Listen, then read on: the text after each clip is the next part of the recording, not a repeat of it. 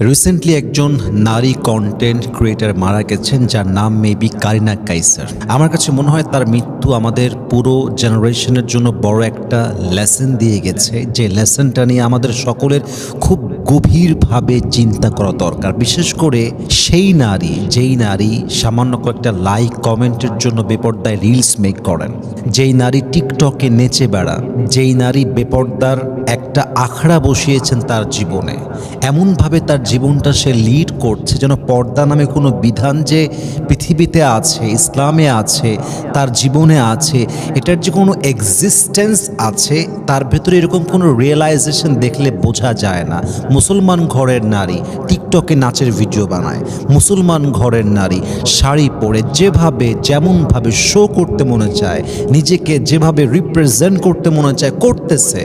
আমার জাস্ট আপনার বিবেকের কাছে একটা প্রশ্ন, যদি আপনি মুসলমান ঘরের নারী হন, মুসলমান মানে কি আমি ইসলাম বিশ্বাস করি, মুসলমান মানে কি আমি আল্লাহকে বিশ্বাস করি, মুসলমান মানে কি কবরের আযাব যে সত্য এটা আমি বিশ্বাস করি, মুসলমান মানে কি পরকাল বলে একটা জীবন আছে আমি বিশ্বাস করি, মুসলমান মানে কি এটা কিয়ামতের দিবস হবে, প্রত্যেকটা আমলের জাররা জাররা হিসাব হবে, এটা আমি বিশ্বাস করি। তো প্রিয় বোন, আপনি তো কারিনা কাইসারের মতো আজকে রাতে মারা যেতে পারেন, কালকে সকালে আপনার দাফন হতে পারে। কারিনা কাইসার তো কখনো 2 সপ্তাহ আগে মনে একটাবারের জন্য কল্পনাও হয়তো বা করে নাই যে 2 সপ্তাহ পরে সে পৃথিবীর থেকে একটা লাশ হয়ে বিদায় নেবে। সে কল্পনা করতে পারে না, ইভেন সে হয়তো বা গতকালও রিয়েলাইজ করতে পারে নাই, হয়তো বা সে 2 ঘন্টা আগেও বুঝে ওঠে নাই যে 2 ঘন্টা পরে আমি পরকালে গমন করবো। নো, সে বুঝতে পারে নাই। মৃত্যুটা আসলে এমনই হয়, সাডেনলি চলে আসে, মানুষ বুঝে ওঠে না, হঠাৎ করে চলে আসে।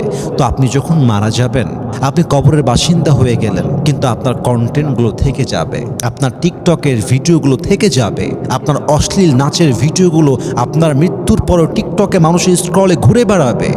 আপনাকে তো আল্লাহ মাফও করতে পারতো, কিন্তু আপনি যে গুনাহের এভিডেন্স রেখে গেলেন, আল্লাহ আপনাকে মাফ করবে কেমনে? আপনার ওয়াসিলাই তো নষ্ট হয়ে যাবে।